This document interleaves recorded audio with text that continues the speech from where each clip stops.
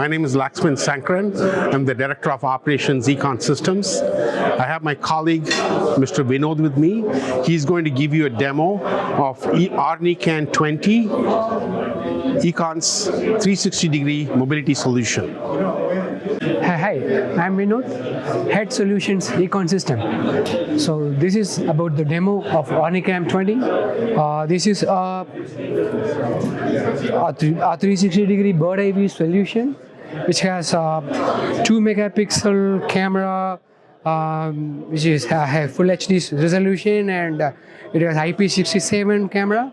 And this camera has a HDR feature and LFM feature, and this is specifically built for ADAS and robotic solutions. And this camera is connected with NVIDIA development kit, that is Jetson Orin AGX, and it has Econ deserializer board with it, and this deserializer board can connect 6 cameras. Now for the demo we have 4 cameras, and that is calibrated for the 360-degree solution. So this is the preview. So if you see that, so this has the individual cameras preview here, and see this. This I can move, and you can find that this is stitched for the 360-degree. And see, you can see this. These are the actual original images here, and this is the stitched image shown in the preview.